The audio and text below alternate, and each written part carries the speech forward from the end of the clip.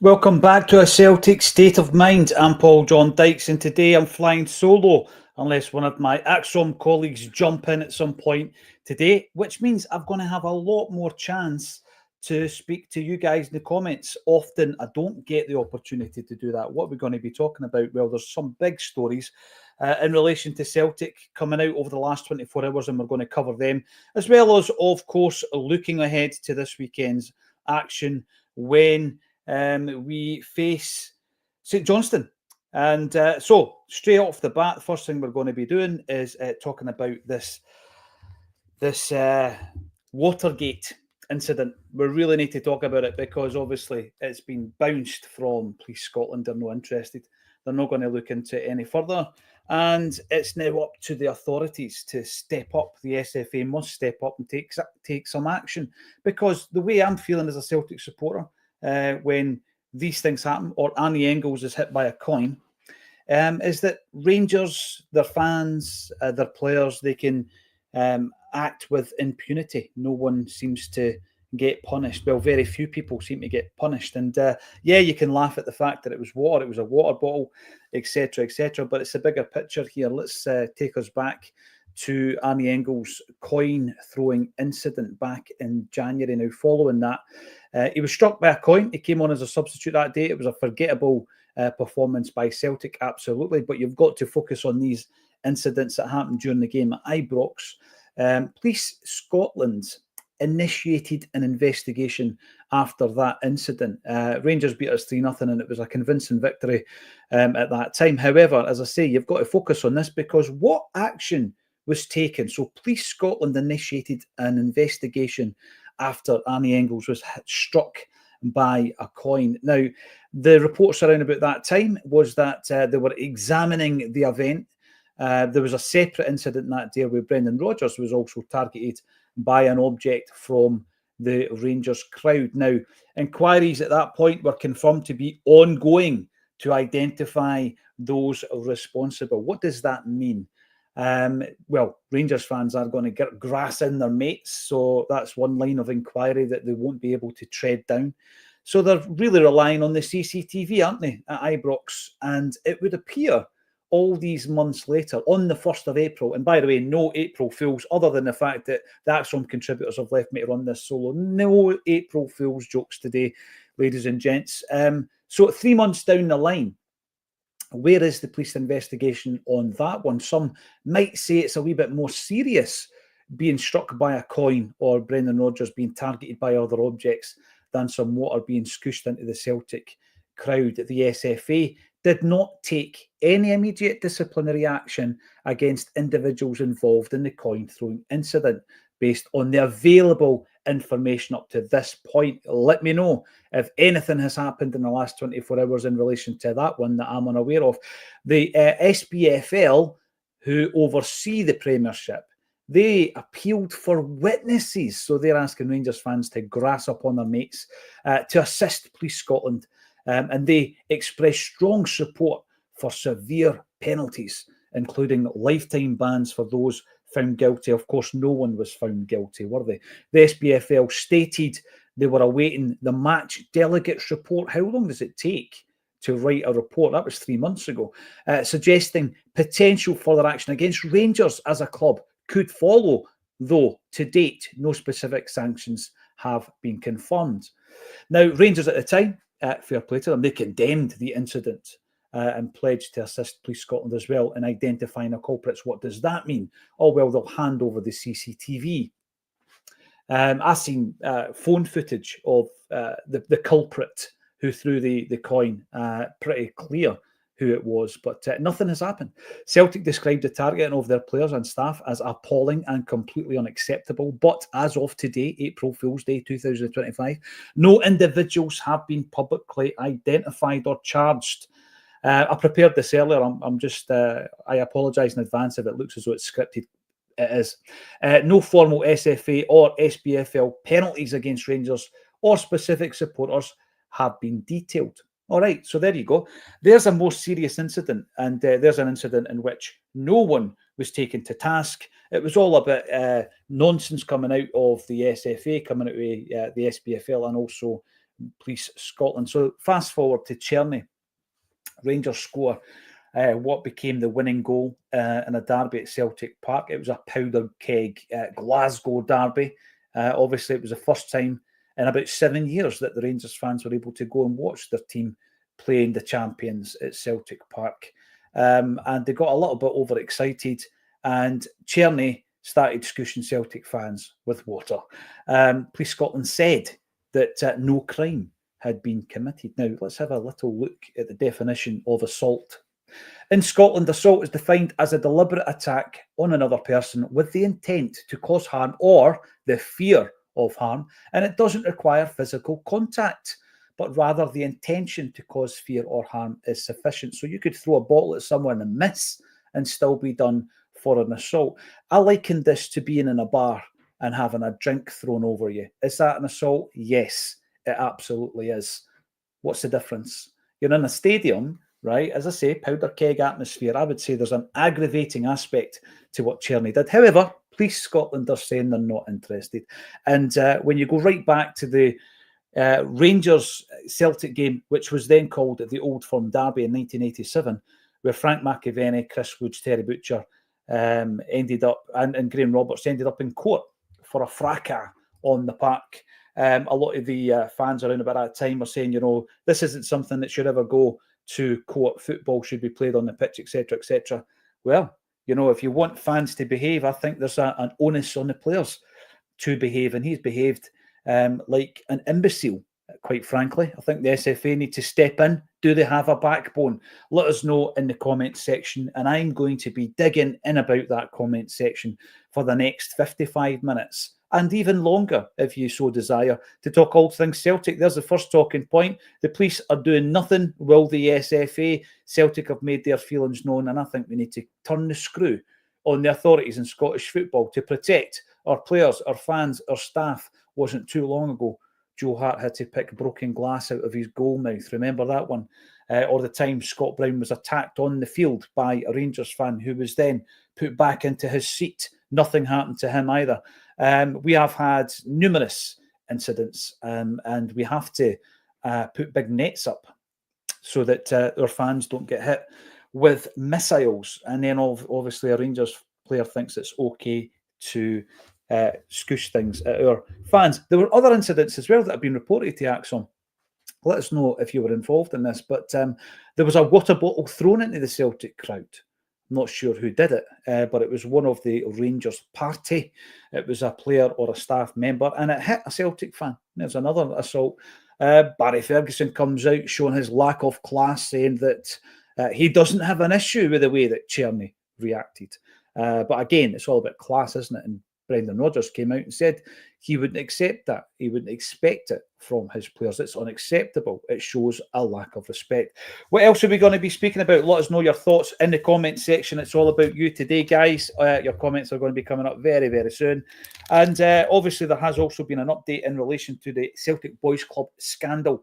We've said all along that when there's developments in this particular case, which is a class action lawsuit, we will cover it. We can't pretend that it didn't happen. It's something that has to come to fruition for the victims who are the survivors of abuse. It's horrific. It's absolutely horrific. I mean, I'm going to give you my views on this, and you can share your own views on what has happened here. So here's the update. There's been no update yet from the club. I wouldn't expect any until the entire case is complete. 70% of the 30 survivors have been settled financially, and further settlements are expected in the coming weeks. That information came from Thompson's solicitors, who are representing the 30 survivors. There's a 7-figure sum and amongst the 20 odds who have settled already. But it's not about the money, is it? It really isn't about the money. It's about an acknowledgement that these heinous crimes, the worst possible crimes that you could imagine that could be committed against vulnerable people. This is a big thing for me. It's vulnerable people. And who are they? It's kids. It's the elderly. And it's people with special needs. That's the vulnerable within our society. And these people target kids. in this case, and they do it, and it's been done over a number of decades in massive institutions. And the victims, the survivors, have to have that acknowledgement, and they have to have some kind of,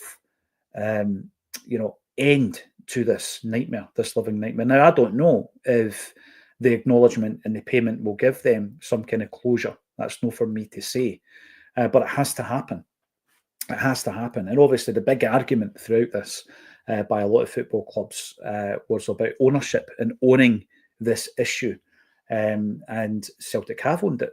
It's come to the point where they have. I don't know if they always have. I think they probably were of the view that the Celtic Boys Club was a separate entity and all this kind of stuff.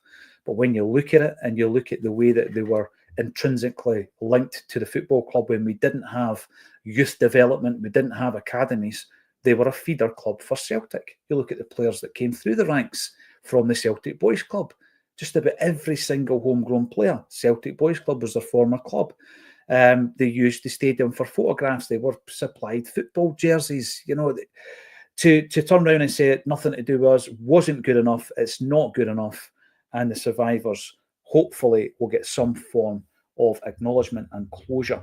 And I don't expect anything to come out of the club until the entire case has been closed. And it says that in the coming weeks that will happen. Thompson solicitors also said justice has finally been achieved.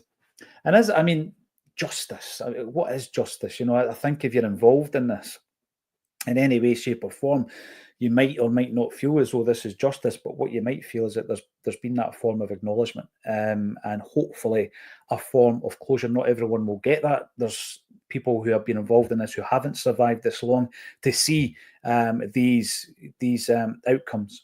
So it's something that is ongoing, but that is a major update that's been reported in the national media this morning, and we will continue to cover it until there is this finality of the case as well. Here we go, free for all now when Celtic score there, says Jungle Lion. We are, of course, talking about the Watergate incident. What do Celtic do? Do we hand out water guns at the next game and just allow people to pelt Rangers players with them? It's just ridiculous. It sets a precedent. And I think that the SFA have to grow a backbone, grow a set, kahunas, and actually do something worthwhile, something that states this is unacceptable, it's completely unprofessional, and it might have instigated crowd disturbances. That's what it might have done. So the guy who did it is obviously brainless. He doesn't care. His manager doesn't care. The police don't care. They care about other aspects of Kirtland fans who are not throwing objects or water at anybody else in the public or in the stadium. Their focus is entirely on criminalising fans, whilst allowing the players to do whatever they like. If a supporter had done it, they'd have been thrown out. Yeah, they would have been thrown out. Absolutely. It would have been highlighted and they would have been pulled over the coals. Jungle Line. When are we doing that Axom bulletin from your man cave, or is it a man hut? When are we doing that? It was in the works a few years ago.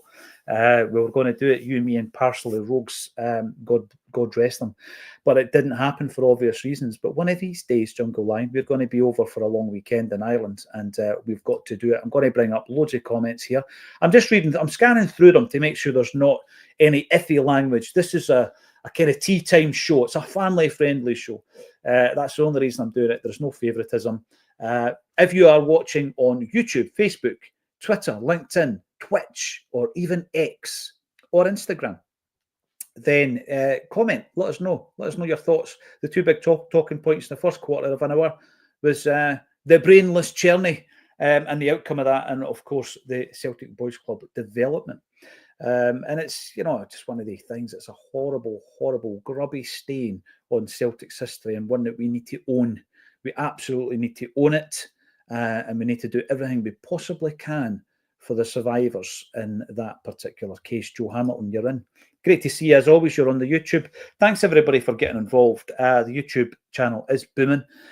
We have now had more views than any other Celtic alternative media channel on the planet, which is all down to you for tuning in every single day. I remember when we started doing the daily bulletins, and people said to me, you can't talk about Celtic for an hour. Here we go. You can do it on your own for an hour. Never mind with a team of contributors. Should I tell you more about our developments in relation to it? Because Ridiculizer gave me a dig in the ribs the other day saying that GTA 6 is going to come out before we announce these developments. I'll give you a wee bit more. You've got to be careful with these things because there are people out there who don't come up with any of their own creative ideas. They just like nicking others. Joe Hamilton, afternoon troops, not surprised how weak our board is when they are allowed to bully everything Celtic. This is the big thing for me. We need to take a stand, right? And it's not an opportunity for me to, we're talking about Černý here, Joe. It's not an opportunity for me to have a dig at the CEO. What have I said about Michael Nicholson since he came into the club in that position? Well, whatever I've said's been on this show. It's all out there in the public domain. I don't think I've been overly critical of him. Was I overly critical of Peter Lawwell? Or Peter Lowell, Peter Lowell. I don't think I was overly critical, no. I think Peter Lowell has been incredible for this football club over a number of years. The financial management of the club has been, I'm not going to say impeccable, but it's been the best in class by a distance. It's put us in a tremendous position. I think that at times there were issues with regards to his overbearing nature of some managers when it came to, in particular, recruitment.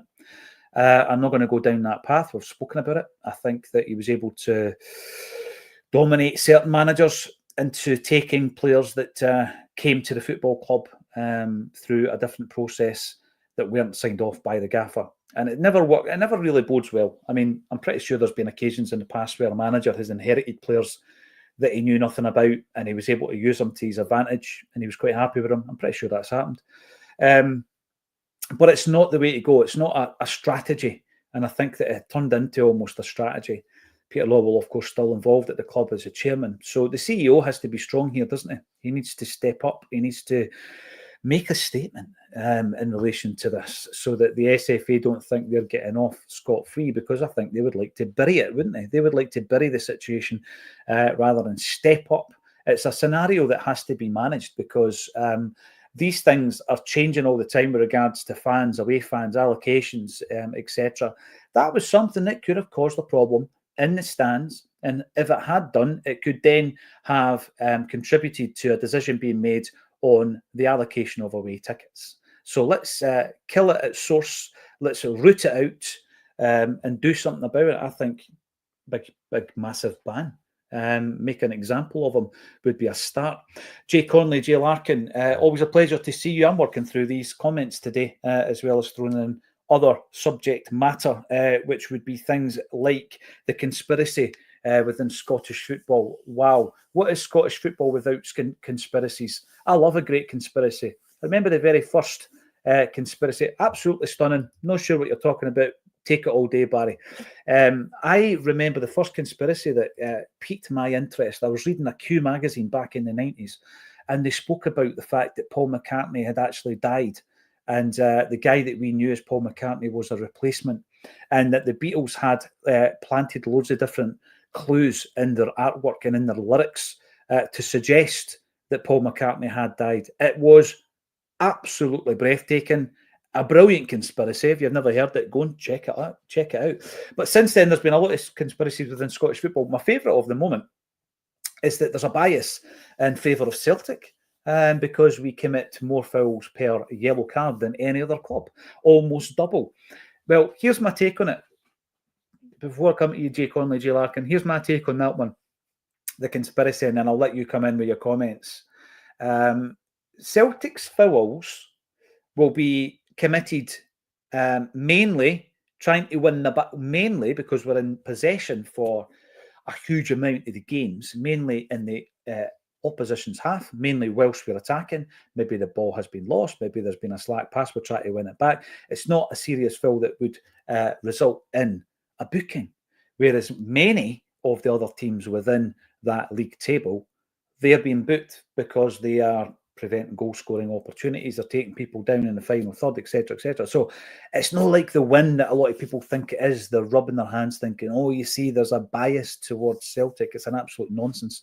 This is raw data. I would like to give this raw data to Alan Morrison, who would be able to break it down and show why, you know, clubs like Celtic, and I'm pretty sure there are other examples in European football, who do most of the attacking and have most of the possession, will commit more fouls, but there'll be less serious fouls. A foul doesn't mean to say you get booked. So we're fouling, but we're not bookable fouls, if you know what I'm saying. Jay Conley, Jay Larkin, compensation started to be paid. Should have happened a long time ago. Yeah, the process, it's one of the things that's been hanging over our football club, and I think that it's great to get to this point now where there are resolutions and there's payments being made to the survivors of, as I say, one of, if not the most heinous crime that there is out there, preying on young kids who had a dream to play for a football club. And the people perpetrating these crimes knew and manipulated the situation because they knew that the kid and their family, it meant so much to them to play for Celtic, and they used that and they manipulated the kid. It's disgusting. And many of them wouldn't have spoken about it to anyone. They would have felt a lot of the time a sense of shame to even discuss it and admit that it even happened. A lot of them might have airbrushed it out of their minds. There'll be a lot of them who were affected by this who have not reported it. That's sad as well. That's one of the saddest things. And you know, they're carrying that around with them. The things that these manipulators do are horrific. And obviously, two of the worst offenders, Frank Kearney and Jim Torbett, they are behind bars, and quite rightly so. These people will infiltrate any organisation where they feel that there's a vulnerability. And back then, football clubs were dreadful when it came to vulnerable kids and putting people in situations where they had some kind of authority or power. Thankfully, that has improved. People need to go through the correct processes to ensure that they are safe to deal with children. But yeah, it brings it back to light again. Daniel Hughes, Police Scotland at their best. We're talking about Černý. Let's ban them again. Will the club do that? Club need to be strong. I think. What did you make of the club's comments in relation to the police action outside Celtic Park in the last derby?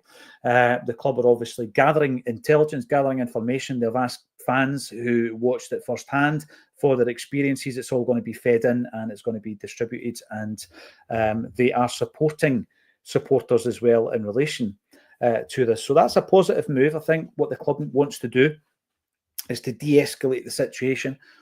But that was the vibe that I got from Paul Quigley back on Friday when we spoke to him, Paul, from the Fans Against Criminalisation group.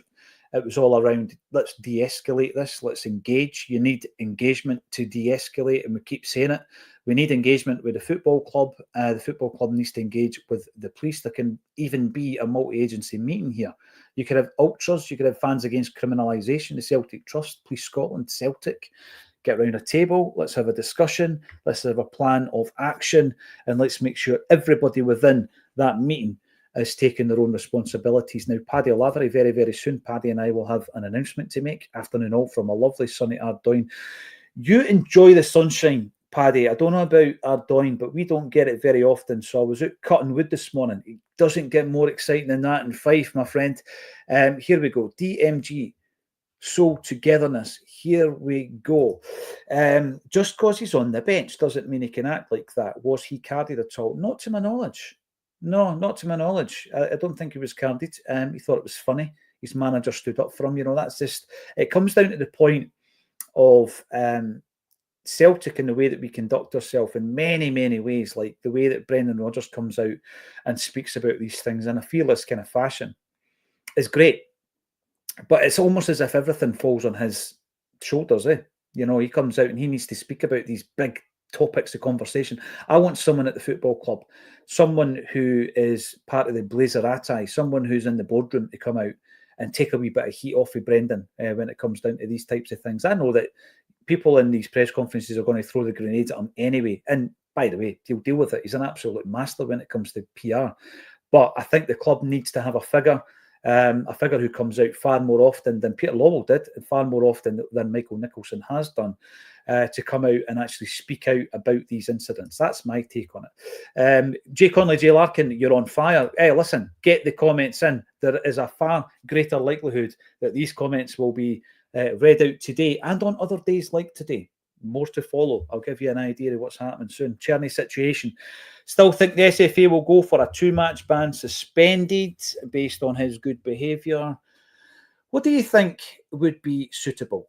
When has a player attacked, if I can use that word, a supporter? Well, the biggest example of that was Cantona. No, before it gets clipped, I'm not comparing the two incidents when Cantona kung fu the racist.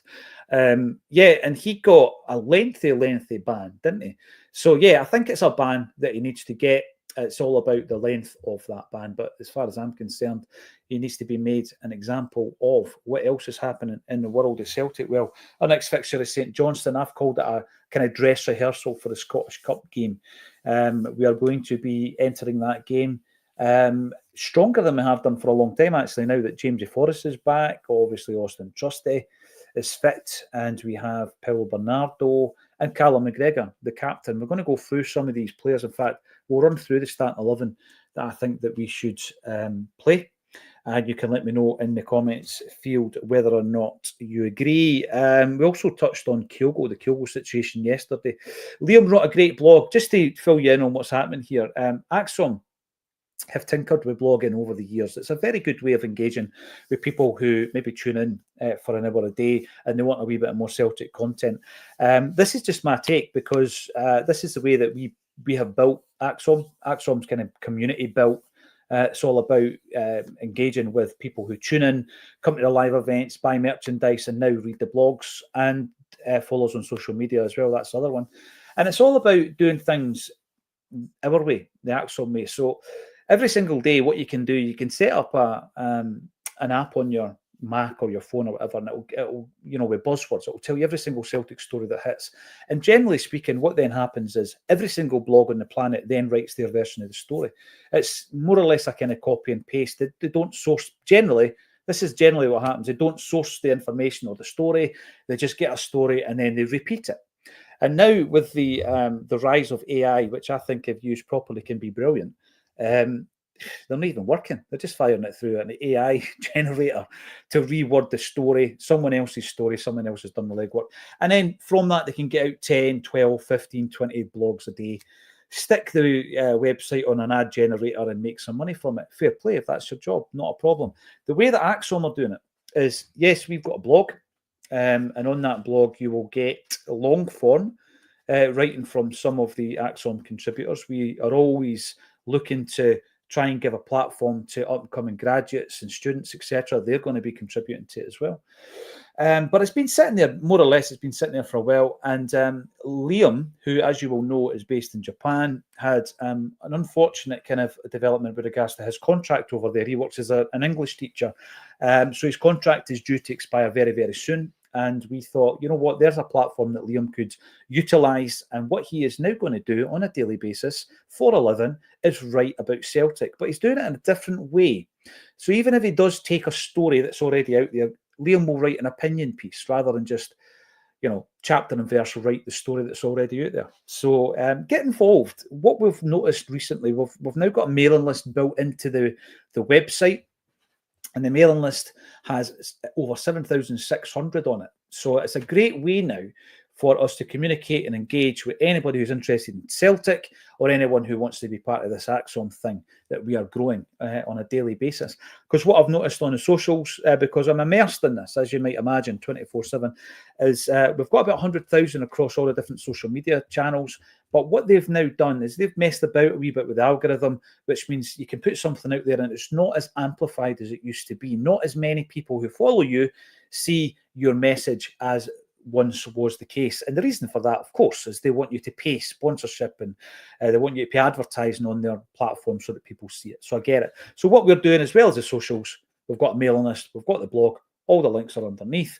And Liam wrote this interesting blog about Kyogo because although he's over in Japan, obviously there's other takes happening over there in relation to the Kyogo situation. And he had his take on it. And from his take, loads of other people started writing about the possibility of Kyogo coming back to the football club. Now, I am absolutely of the view that that would be a bad idea, not because of Kyogo's ability, because he's one of the best strikers I've seen in the modern day in the hoops, not because of his ability, but there was quite clearly some kind of issue.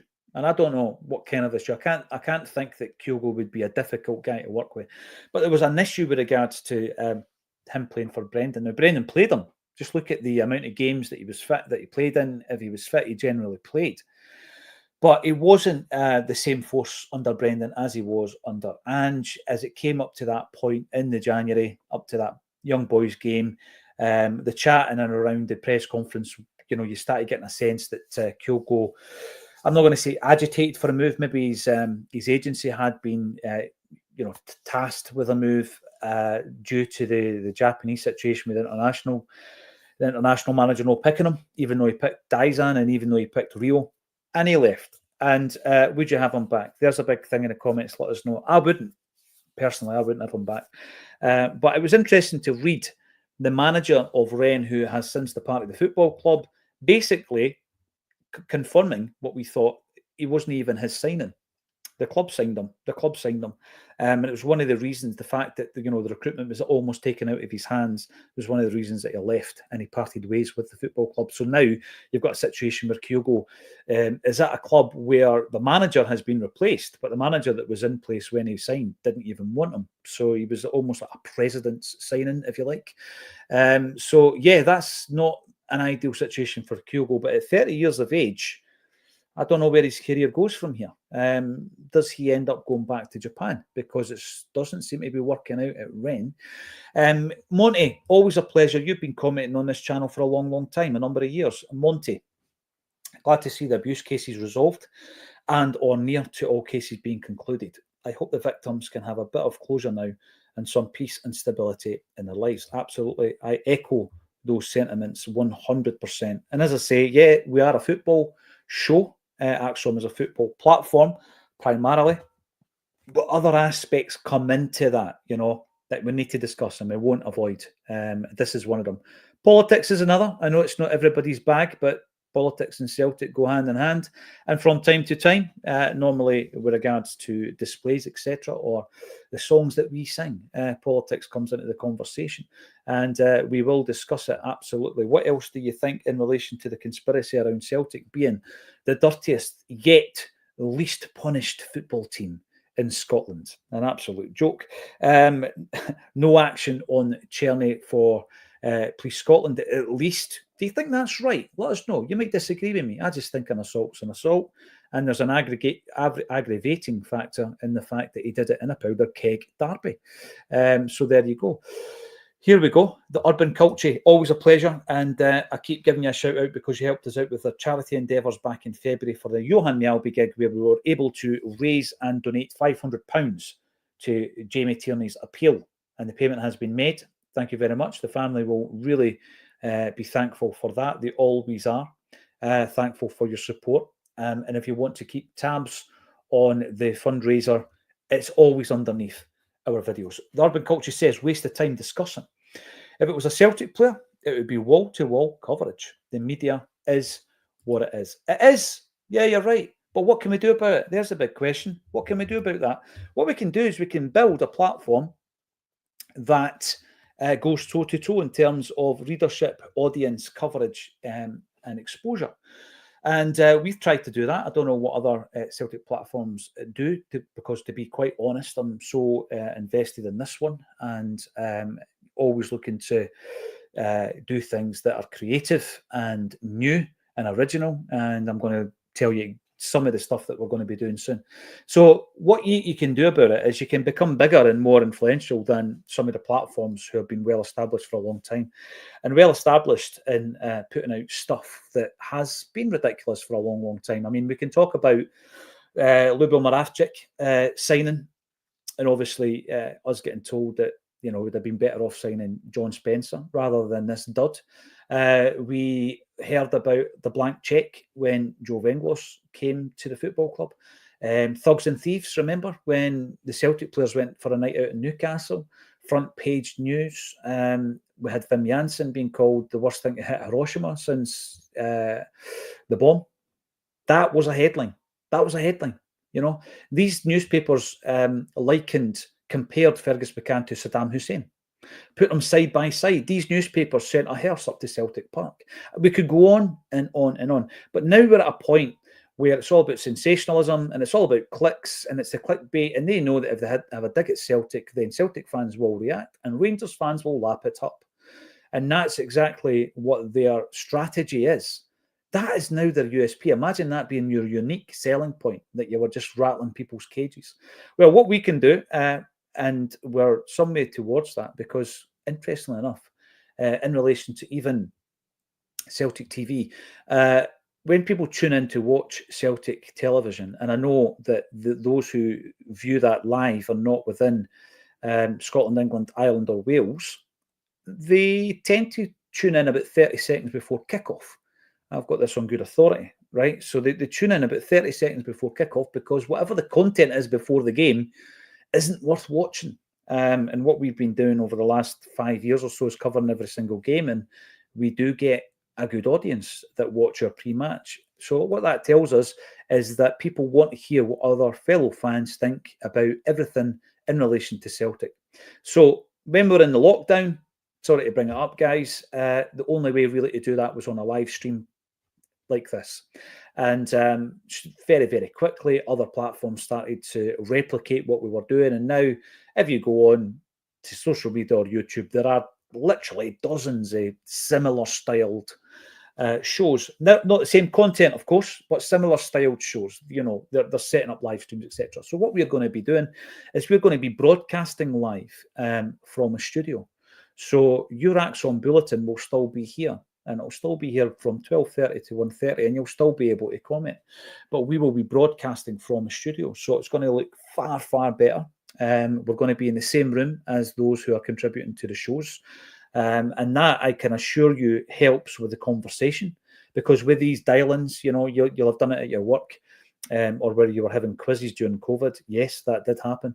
It's always a case of almost leaving other people to talk, waiting until they finish, then you go in, and the conversation doesn't flow as well. We've done okay with it, but we're going to change it. We're going to mix it up. When's it happen? I hear you ask. Well, we were looking at a number of different places for this. It had to be the right space. As you will know, I used to stream out of a studio in Dalkeith. That stopped about 1.5 years ago.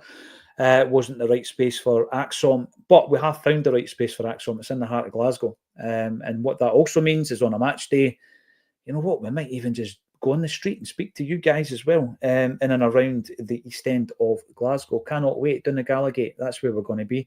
Cannot wait for this development. And then what will happen is we will extend the duration of the show as well. And everybody who's on Axom, who is involved in Axom, will still be involved in Axom. It's just that we will have live streams for people who are not based in and around the area, and we'll put them out at different times of the day. So everyone's a winner. So basically, we are going to be going from 1 hour up to a maximum, and it's going to happen gradually. 3 hours a day. There you go. 3 hours a day on a Celtic state of mind. But 12:30 to 1:30 is still going to be happening. You're still going to see us, but it's going to look a lot better because we're going to be in the same room. So if you can imagine me and Quinny sitting on the couches, and it's going to be a wee bit more relaxed than the kind of Sky Sports vibe, but we're going to be there. We're going to be speaking to you guys, and I might even look into how we could take some phone calls. Imagine that. Imagine doing a weekly phone-in show. That would be absolutely riotous. Here we go. Chris D. Please, Scotland always facilitate their antics. This is no surprise. Černý wasn't in the squad yesterday. Was he not in the squad? Has the club done something? Was he suspended that I've missed? Let us know in there. Sean Fairley, you're in on the YouTube. So if everywhere Černý goes, people throw water at him, is that within the law? This is what it's about. It's about nipping it in the bud, isn't it? Absolutely. What product do you create the volume? See, anything goes on days like this, Brisman. Your hair looks fine today. What product? It's a wig. Everybody knows this, and this is my Tuesday bulletin wig. I've got different ones for different days, but obviously it is a fake, according to legend. That's the conspiracy.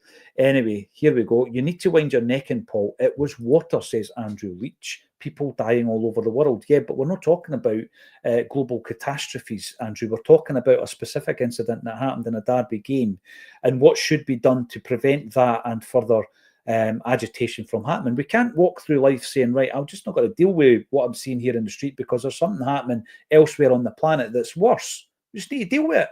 My neck is reeled in, my friend. Police Scotland aren't going to do anything about it, just like they weren't going to do anything about many of the other incidents that I've mentioned. I opened the show up, Andrew, talking about a coin throwing incident.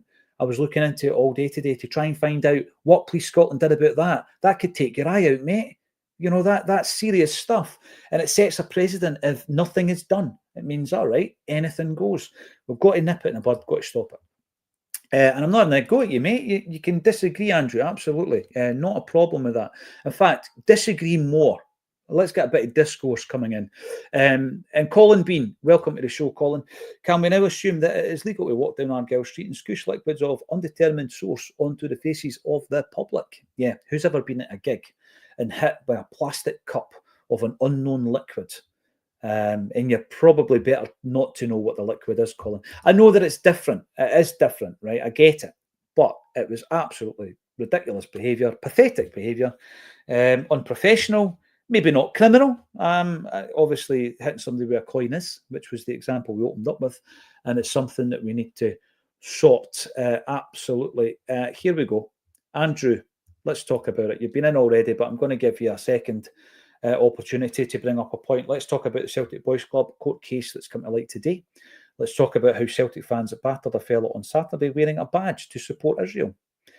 Well, to be honest with you, is that confirmed, Andrew? Are you in here just to try and... do you support Celtic, Andrew? Let me turn the tables on you. Which football team do you support? Because that seems a very one-sided comment to be making. And let me tell you, I think that you're being very, very specific in your information. We have already spoken about Celtic Boys Club, and we will continue to speak about them. And we have done since the beginning of this show, Andrew. So you can't come in here and think that that's giving you a badge of honour. And if you are trying to weaponise child abuse, then take a look at yourself, pal, because it is one of the worst things you could possibly do. Social media is awash with it. It's not a point scoring exercise. It is ridiculous wherever it happened, no matter if it was in football or in a different institution. It is unacceptable. And the horrific people that put the kids through that need to be punished, and that's exactly what is happening right here. So yeah, thanks everybody for getting involved. How do we line up on the weekend? We've got St Johnstone. It's Sunday. It's the 6th of April. It's 12 o'clock. Who starts for Celtic? Let me know your starting 11. I want to chat a wee bit about some of the players who've come in and whether or not they should stay. Jerry, I think you're right. And if Andrew comes back in with any other nonsensical gibberish, really is the ramblings of the village idiot at times when people troll that don't support Celtic. And by the way, there's other people who come in who support other teams who enjoy the chat, and we enjoy their contribution. But if you're going to be as brainless as Černý, just stay out the chat, please. Leach being a leech, potentially. Let's move on from this.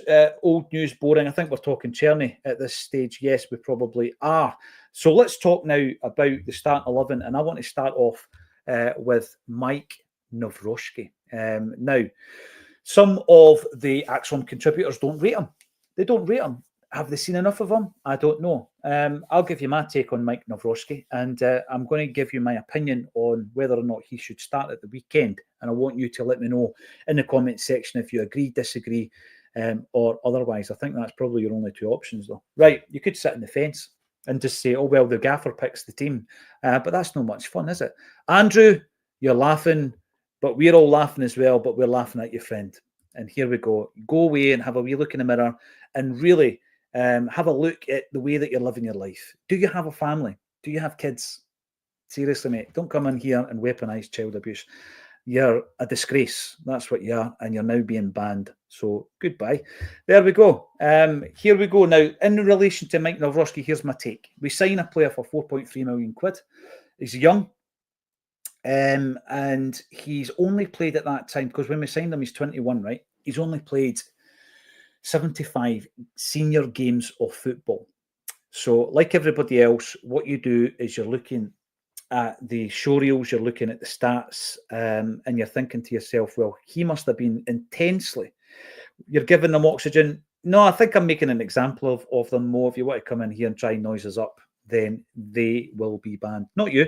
They will be banned. The Acsom power machine is getting stronger. Yeah, it is. It is. We are growing our audience all the time, Patrick, and we're going to continue to do that. And what then happens as well, it's not an ego trip. Absolutely not. We want to create content that people want to watch. If people do want to watch this as it currently looks, I just think that we're at this stage now that it's run its course and we need to make it look better.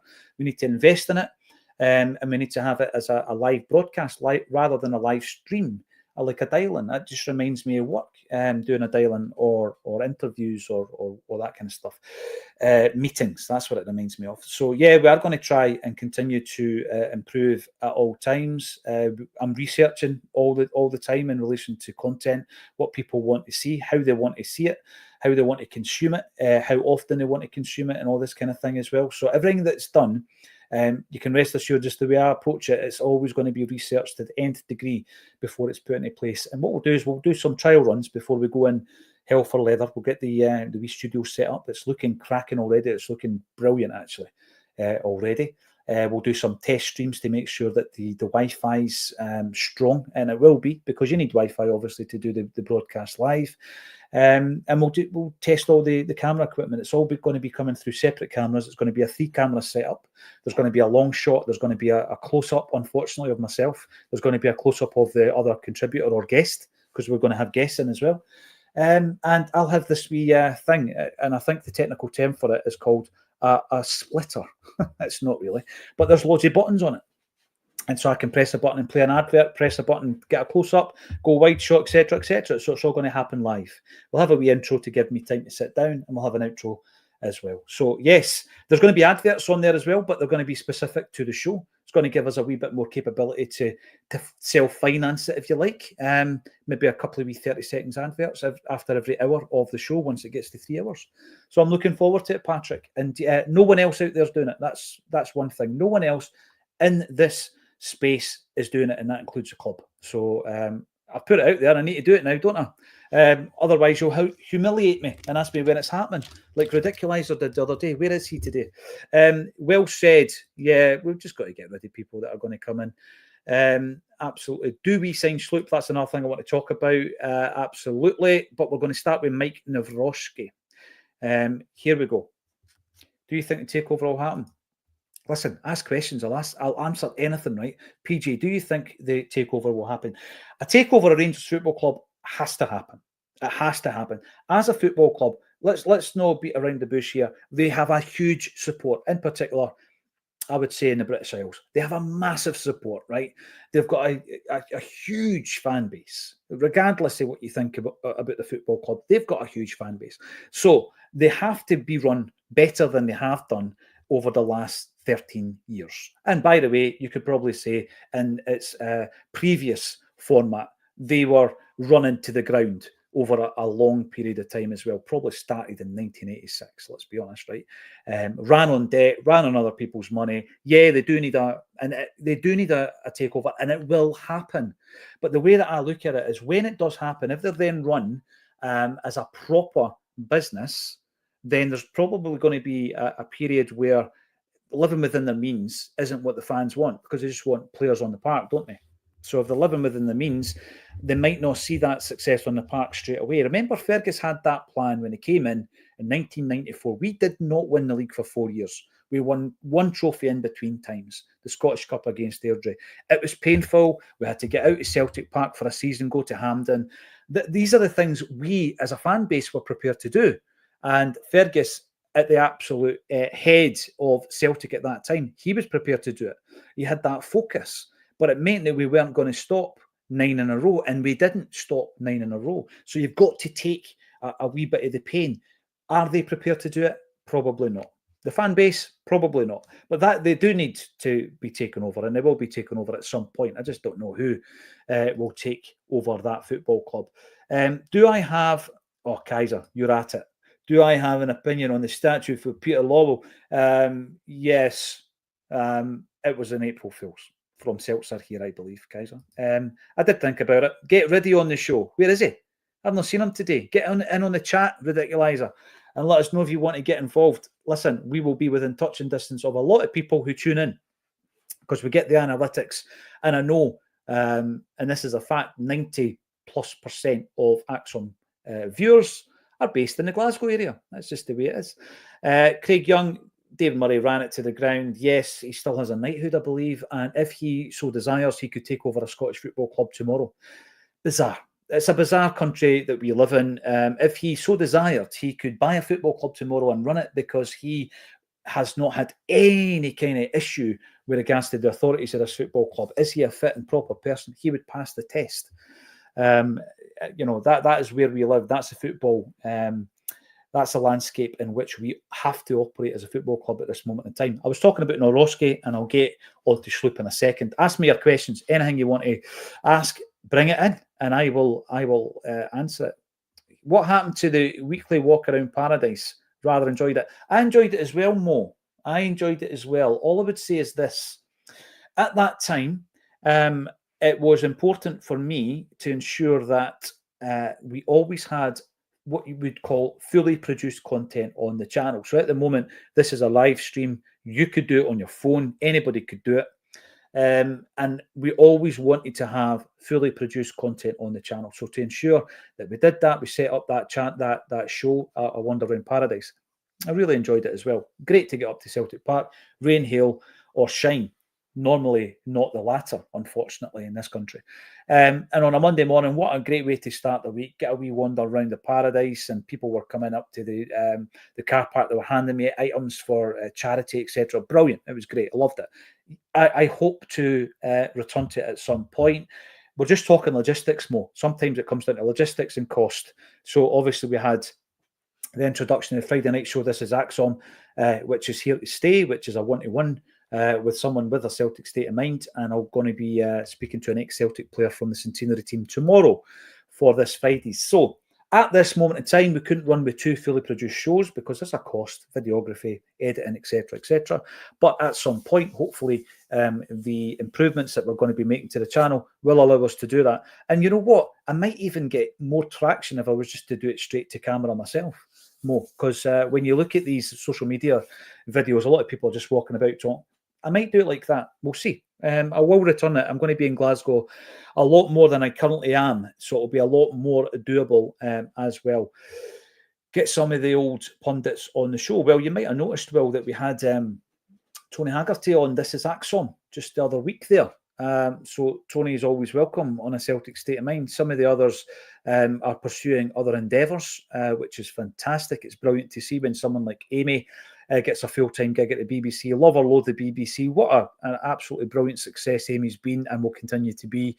But it does lead people sometimes into a scenario where they can't then come across and do stuff for us as well. But always welcome. I'm enjoying just answering some of these questions for now.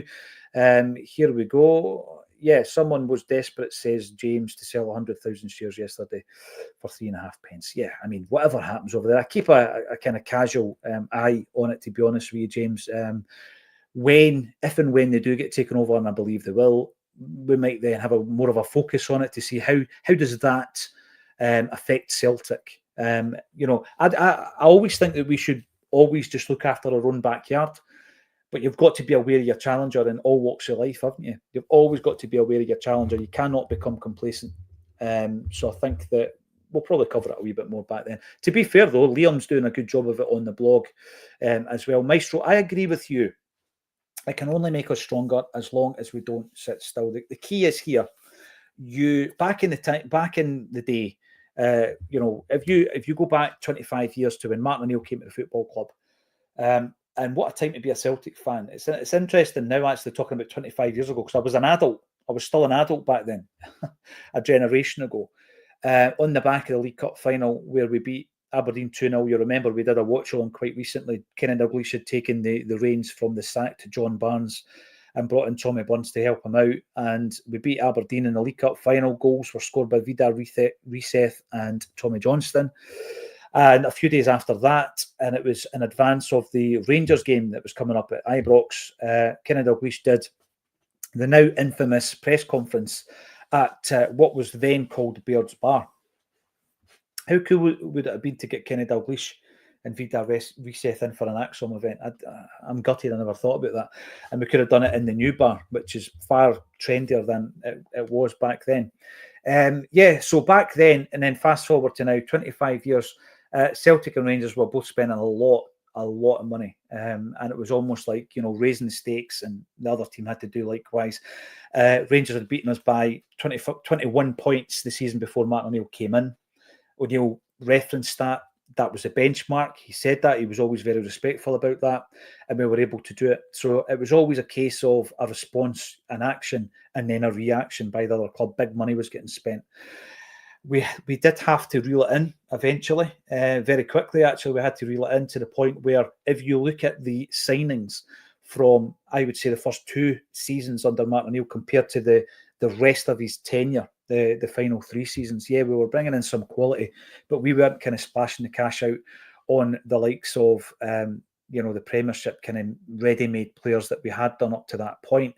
It wasn't just the Premiership he was shopping, and of course, Yusa Valwarin, Bobo Baldi, etc., they come in as well. I think he's seen Valwarin play for Belgium when he was a pundit covering the World Cup at that point as well. Before he came in, sorry, it was the Euros in 2000 he was covering, and he's seen Valwarin playing for Belgium, and he signed him. So the action will always create a reaction, and I think Celtic had to reel it back a wee bit, because if we were continue to try to compete with the spend back then of a financially doped Rangers, we would have got ourselves into some trouble. And that was more or less realised after Seville, wasn't it? And that was when Peter Lovell came to the football club. He was obviously a financial wizard. No one's ever going to say otherwise in relation to what he can do when it comes to a balance sheet. And he came in, and the club was run completely differently after that. People looked at maybe the Gordon Strachan era as being a downsizing, and somehow he still got us the 2 last 16s of the Champions League back-to-back consecutively. I mean, it's never been done by Celtic since. It was the only time it's ever been done. Anything else you want to talk about? Because what will happen, other platforms might not think a takeover will happen. I'm pretty confident it will. I'm pretty confident that there will be investment in Rangers at some point, and when it happens, Ridiculizer, I'll tell you something. It's all tongue-in-cheek, pal. I know that the comment you made, I giggled at it because my wee guy plays GTA all the time. Probably shouldn't be. I'm probably going to be reported to the social for that. Anyway, what actually happened was you said that I've been going on about these developments for so long. GTA 6 will be out before they happen. I get it. I absolutely get it. But what happens at times is it's good to involve people, get feedback from those who are watching us. And that's what I've been doing for a wee while now. And we're going to make the changes. And I'll do them gradually. We'll get everything set up. And I might start off with doing it 2 or 3 times a week. And then we'll get into the groove of doing it 5 times a week. We'll then move into seeing how it works with the match days. It'll allow me to nip up to the games as well, because I'm not far away from the stadium. So yeah, something to look forward to. And people will be able to drop in, particularly on match day. They'll be able to drop in, and we'll be able to get people involved. And you might even see some of the true identities of those on the show, and you see them in the chat all the time. It's great. I absolutely love meeting people who comment, and they come up to you on maybe on a live event, and they say, I'm such and such from the chat, and it's great. It's great to meet these. It's brilliant. Pete Scally Music. I'm going to come back to Sloop and Novroski. I don't have to finish until it's time to finish. PJ, Pete Scally Music. Share some music, Pete. Let us know where your pages are as well. Do that on the socials. Can Dyson be the best since Henrik? Yeah, the first thing I would say on that, every time I ask that question, people think you're comparing the player to Henrik, and that's not what you're doing, Pete, because that's often what I hear when I say things like that. The conversation, probably even up to last season, was, can Kyogo be the best since Henrik? who has been the best? Who's been the best striker since Henrik? So we've had Moussa Dembele, we've had Odsonne Edouards, Lee Griffiths has been in there. He scored 40 goals, one of only 8 players to do so. Who else have we had in there? Obviously, we've got Kyogo and we've got Dyson. Who else would you include? I know that Chris Commons was the top goal scorer one season with 34 goals. Was he a striker? I don't think he was a striker, per se. Who is the best striker since Henrik? Let us know in the comments. And as I say, we're not comparing the player to Henrik. It's the best player since Henrik left the football club, the best striker since the great man. In my view, Dysing is showing signs that he could be. But on a personal level, he didn't stay long enough. I think Moussa Dembele was the complete striker. He was the complete striker.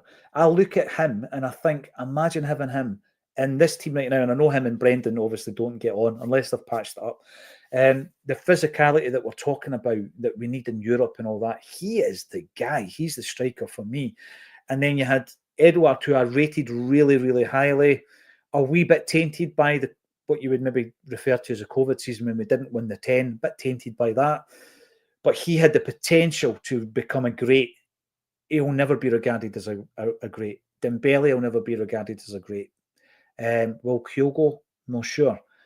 Dyson Maeda has the potential right now to be regarded as a great and potentially the best since Henrik. He needs to do it over a few more seasons. So wasn't that long ago, Pete, that he was still dividing opinion amongst the Celtic support.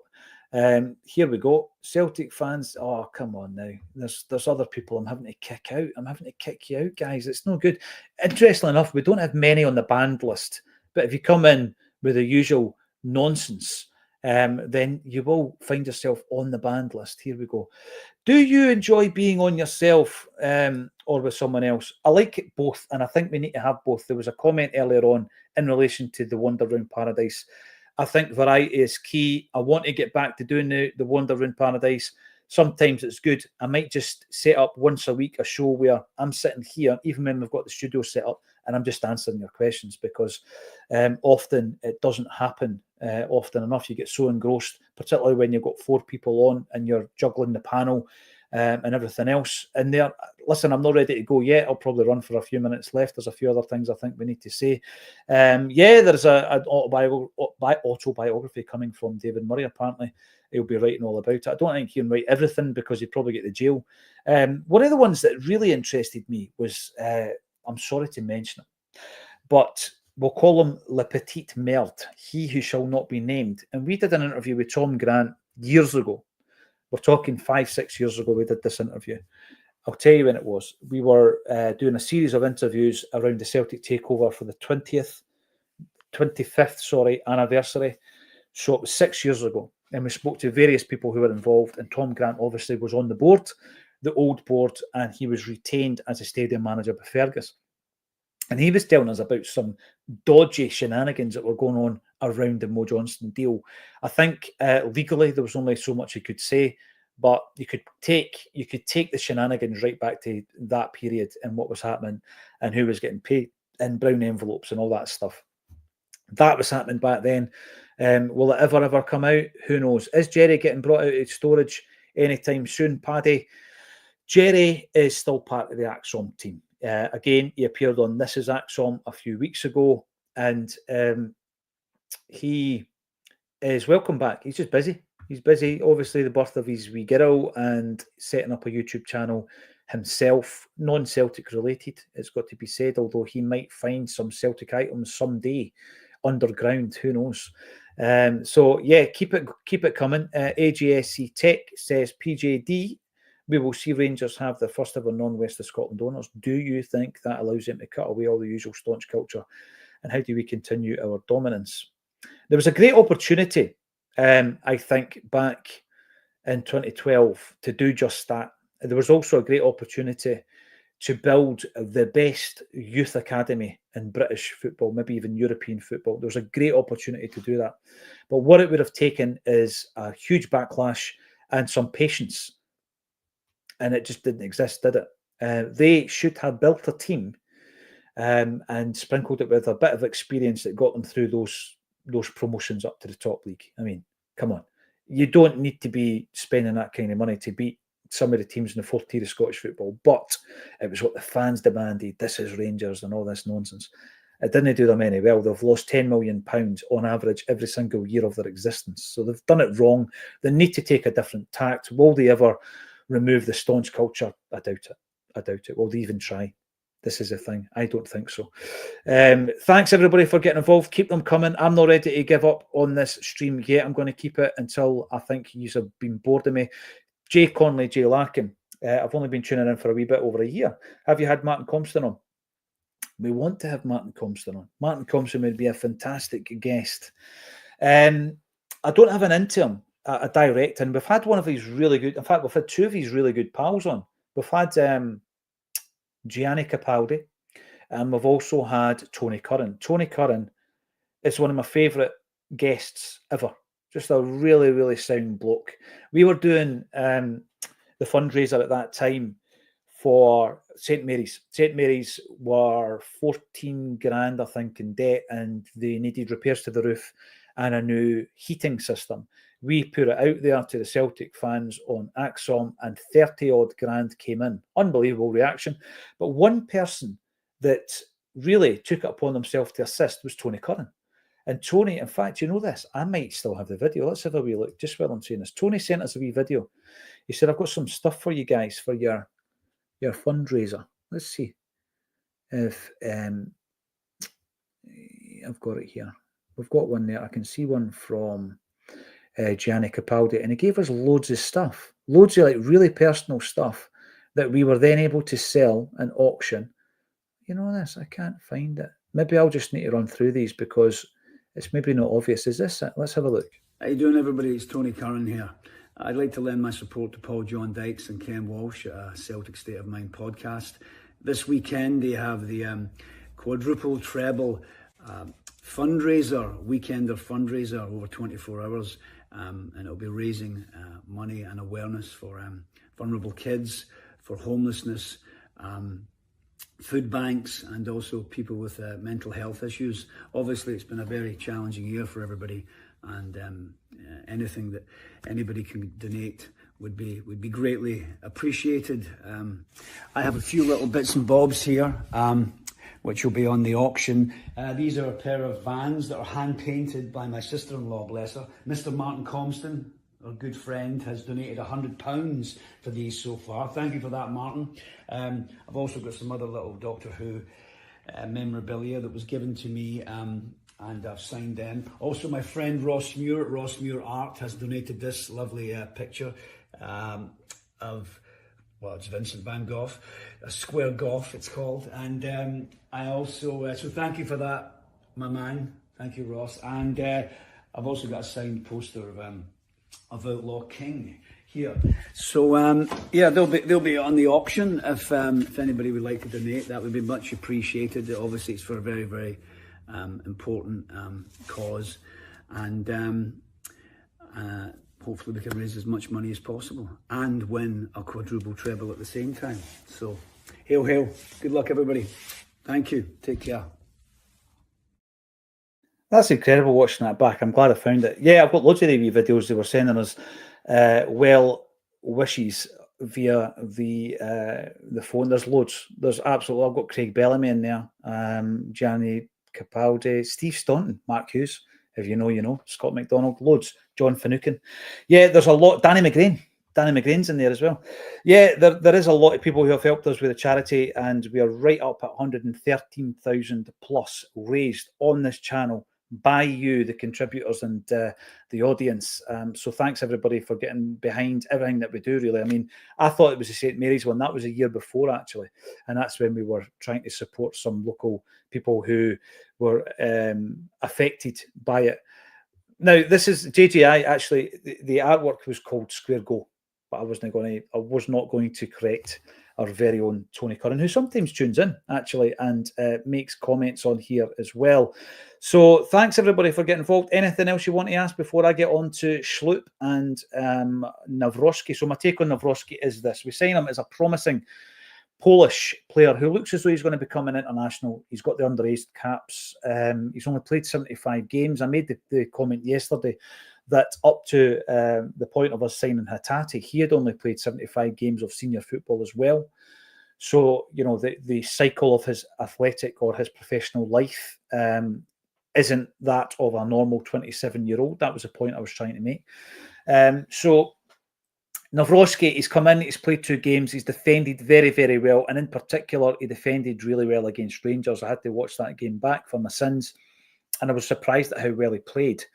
I am going to say that, and I said this yesterday, in the long term, I don't think he is the kind of custom-built player that Brendan would ask his recruitment team to find. I don't think he's got the pace. Interesting conversation yesterday would suggest that maybe he does have the passing ability, but when he's playing on the right, he might be able to show it a wee bit more. I think he's in very much like Scales until something happens with regards to his own form or fitness, and then Trusty comes back in. Trusty's the first choice, but Nawrocki's done nothing to be dropped. So for me, against St Johnstone this Sunday, he starts. Mike Nawrocki starts for me.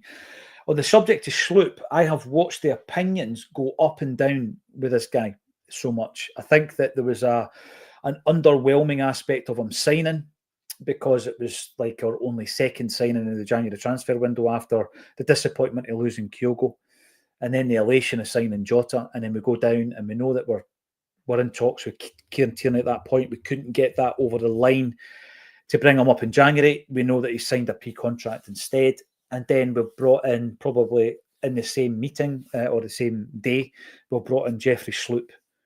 I'd keep him. I think Jeffrey Sloop, even at left back, I think he offers more than Greg Taylor. It's not anything I've got against Greg Taylor either. I just think he's got the physicality that we require, particularly when we step it up a level in Europe. I think the adaptability of a player like him as well is brilliant. You can't buy that. And a player who can get switched between 3 different positions. Brilliant guy to have on the bench when Tierney comes in as well. So I would keep him, yeah. Let us know yourself. Musa says, Monty, we're talking about the best Celtic striker since the great man Henrik Larsson retired. Yeah, I never get bored of talking about Celtic. Neither do I. I remember there's other people getting blocked. I mean, listen, there was a story today in relation to the fact that people are actually being paid, which I don't think is justice, but it's bringing closure to their child abuse cases. And some people come on to a Celtic podcast and think it's an opportunity to weaponise the subject and to point score. You are the saddest people in society. Get a life. Don't come back. You're banned. I can't tell you how many I've had to ban. How sad are you? Do you have kids? Do you know the impact of this heinous crime on the individual and their families? Have you ever had to deal with victims of that crime? Because let me tell you, it is horrific. It is horrific. It's a life sentence. No matter how much money they're paid, it doesn't take away what happened, right? It doesn't take away the negative impact it's had on their life. So please highlight them for me and I'll get them blocked, because I'm not going to tolerate that. Absolutely. Joe Hamilton thinks that we should keep Sloop. I agree with you 100%. Loopy33, always great to see you. Taylor's gone away. Anyway, sorry, pointless comparing. We need another one to supplement Tierney. For me, that man is Sloop. And anything else, come on, in you come. Let us know anything else before we go. Yeah, thanks everybody for getting involved, and thank you to those who are supporting us another way by getting involved with the blog. Liam Carrigan has an opportunity there to do something full-time. He's a trained journalist. He went over to Japan to start a new life and a new career, and he was thrown a wee low bowler just before Christmas. The blog can give him a platform to make a living, but also entertain. And he is certainly doing that. The Axom audience, which tunes in every single day, even when it's just my big head on the screen, which it is today. Who saw the story about Gary Caldwell saying he was sent off for being Scottish? Love it. Go and check it out. I think Gary Caldwell would be a good guest, actually, on This Is Axom. What do you think? Who else would you like to see on This Is Axom? Which member of the Centenary team don't say Paul McStay because I don't have the fare to go to Australia right now. Would you like to see on this week's This Is Axom? Because I have got a member of the centenary side. Kevin Graham comes in to say, I would keep Sloop, but not as a fullback full-time. Yeah, Maestro, there is no point. There is no point in doing it. I mean, seriously, if you care for the victims in these cases, Maestro, as you do and many, many others, the vast majority of anyone with any kind of sense of decency will care for the victim, you wouldn't use it to point score. You know what I mean? We're talking about it because it involves Celtic. It's involved loads of football clubs. Loads of football clubs. It was a horrific, these paedophile rings that existed, and they existed around various football clubs. You know, there were kids getting sent down to different tournaments and all this kind of stuff. If anyone's played underage football, you know how big the old tournament is, you know, the pre-season tournaments. We've played tournaments in Amsterdam, Morecambe, Liverpool, Blackpool. You're getting sent away from your parents at a young age, and then all these other grown men, because it was grown men, no women were involved in the football teams, all these other grown men then have access to kids. It is a horrific thing to contemplate. And if anybody's making a joke or think it's point scoring, then you're not worth the bother, and you'll be blocked. Now, here we go. Exactly. This will affect people tuning in today. You're right, PJ. I have known some victims. Exactly. This will affect some people tuning in today. So it doesn't, you know, the fact that it happened at Celtic, we're not going to cower behind the fact and say, right, you know, we wouldn't do that. We wouldn't allow that. Listen, I don't think for a moment people within the football club were aware of what was going on. But I tell you something, they weren't good enough at protecting those who were being supervised by these animals. And, you know, the minute something's reported, it needs to be dealt with. It will never happen again. Thankfully, it should never happen again in these institutions because the plight of these victims. Great show to get today. Listen, I'll do it anytime. I will do it anytime. And even when we've got the broadcast set up, the live broadcast in the studio, we will be doing things like this impromptu at times as well. Stay on until 2:00. What time is it? It's 1:45. Why not? Anton Rogan, you know this. I'd love Anton on This Is Axom, Jungle Lionwood as well. And I would love to have him on a live event, probably with one or two of his teammates. I think Rogie, as he's called, would be good with Joe Miller. They're pals. They would be good together. Alan McKnight apparently is one of the lads as well. He would be good.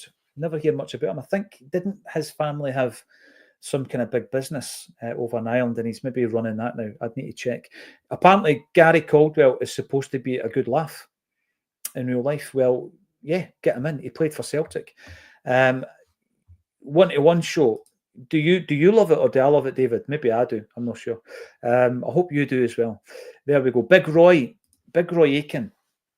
We've now done 2 events with Roy Aiken, Smell the Glove, and he's brilliant. He's absolutely brilliant. He really is. On the 2, in fact, I've done 3. I've done 3 gigs with Roy. And at some point during the night, he will take control. He takes the mic and he starts asking the audience questions. He wants to know the things from the audience. And the best story, right? So the last gig we did with Big Roy, this might be the end of the show. It'll take us up to about 20 past, right? 1 hour 20 rather. So Roy Aiken did a show with Pat Bonner and Peter Grant, right? And we did it in Glasgow in December. So it was our kind of Christmas show. It was brilliant. There was 300 odd people in Bad, brilliant venue. But Roy is the captain, and you can still see it. You know, the other 2 still treat him as the captain. He's the leader. So after the night was done, we've got to get them out the kind of side door into their car and all the rest of it, because they'll be mobbed, because they're still really, really popular all these years later. And they love that. They absolutely love it. But obviously, they also need to get home. So we were in the kind of wee backstage. We're having a wee bit of a laugh, and everybody had their jackets on ready to go. And big Pat Bonner, big guy, massive, big hands, shovel hands. He puts on this beautiful big jacket, this big overcoat. And Peter Grant, I think Grant is into his fashion a wee bit. He's got, oh, Pat, that's a beautiful jacket. That's lovely. And he was being genuine. And then it reminded Roy Aiken of a story. So it was after Christmas, right? It was after Christmas. And apparently, Barrowfield was unplayable. So it must have been a quagmire, and then it's been frozen over. So they were training at Celtic Park. Right? This is brilliant. And Big Pat comes in, and it's after Christmas, and his wife's bought him a Christmas jacket. Apparently, it was horrific. This Christmas jacket was horrific. Tap and check and all this kind of stuff. So you can imagine he's walked into the dressing room and he's getting pelters from his teammates. He's getting absolute pelters for his teammates.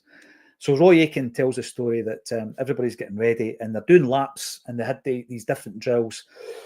And before or during a particular drill, Roy Aikens went and spoke into the groundsman, and it might have been Hazy.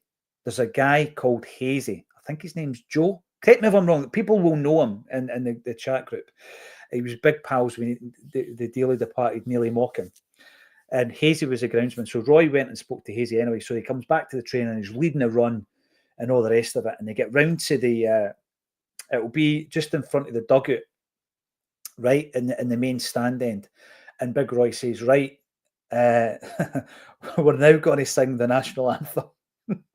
So he got the whole team to go and face the jungle, as it was then, to look at the tricolour, and they started singing the Irish national anthem, right? And instead of the tricolour, it was Pat Bonner's jacket that was waving in the wind, because Roy Aitken had said to Hazy to get it for the dressing room and actually put it up on the flag on the top of the jungle. And Bonner never ever got his jacket back, and to this day he was gutted because he got a hard time from his wife for it. Interestingly, it was the Irish national anthem, not the Scottish one. Joe Hamilton, the Holy Goalie. Right, here's an interesting thing about the Holy Goalie then, right? So a few people switching off, so it's maybe time to wrap up. The Holy Goalie, I thought, cult icon, he'd be brilliant on a stage. He came over, he'd done a few gigs, and apparently it was like watching paint dry, Joe. So I'm not quite sure what that's about. Colin Watt, always a pleasure. Colin's back in the fold. Paul, what do you think of the SPFL's decision to allow a league match to be arranged for a European qualifier? Makes a lot of sense, in my opinion. I think it has to happen. It's one of these things in relation to Scottish football that has to improve. We need to give teams the best possible chance in European football. And if that means that you change fixtures around at the beginning of the season, do it. Absolutely. 100% you've got to do that. Get Hamish or Enda to interview Paul McStay. Robert, Paul McStay has been asked a number of times for an interview. I even asked Willie, because Willie's been on the show as well. But I think he just likes living the quiet life. The other things that I think need to or continue to ruin the game, they need to improve. And it would be easy to improve every single one of these just with a wee bit of finance or forward planning. Everything wrong with the Scottish game can be sorted, in my view. Refereeing, we need full-time refs to referee a professional game. VAR, we need to have the best possible system. Yes, it costs more, but it's better. So introduce the system, because the one we've got now is not fit for purpose. Policing of Scottish football games. We're not cattle, and you can't treat paying fans as the enemy or third-class citizens. That's something that the clubs need to come together to pursue. We need to ensure that the policing of Scottish football games improves. Youth development, 100% needs to improve, particularly at our football club. There needs to be a way of having some kind of hybrid reserve league as well. League reconstruction, said it for a long, long time. There's no point in Scottish football having 4 divisions. Absolutely no point in its current format. You should have 2 top leagues, extend them, be that to 14 or 16 teams, extend them, and everything else is regionalised. Now, the teams would be playing local teams constantly, so there's more derbies, there's more interest, there's the local rivalry, there's less travel for the clubs because it kills them financially to be travelling over the country. So 2 top leagues, and then all the rest, regionalise the rest of the pyramid, and then have brilliant playoff systems to get into the second league. And then the SFA needs tore up. It needs absolutely tore up. You need some diversity in there, diversity of thought, creativity, entrepreneurship needs to be introduced to a lot of these people. There's no creativity. It's just the old boys gang, you know, that it's like they're running a bowling club. Listen, thanks every single one of you. Mick McCarthy, he's gettable. I've got his number. I could get him. That's a great shout. Yeah, I've seen him recently on Under the Cosh, and he was great. Pierce O'Leary. I don't have a contact for Pierce O'Leary, but I do for Chris Morris. And Jungle Lion agrees Chris Morris as well. Thanks everybody for getting involved. Now and again we'll do this, and we'll just talk to you through the comment section. Colin, you find me a contact, and I will ask Owen on as well. Kevin Graham's had a few pints with Caldwell, and I think Kevin talks pretty highly of him as well. Thanks, every single one of you. If you want to come along and see us with The Gift from God, Lubo Moravchik, then we will be with the wee man Saturday the 3rd of May in Gracie's, and this is a fact, I'm not just saying this to try and push tickets.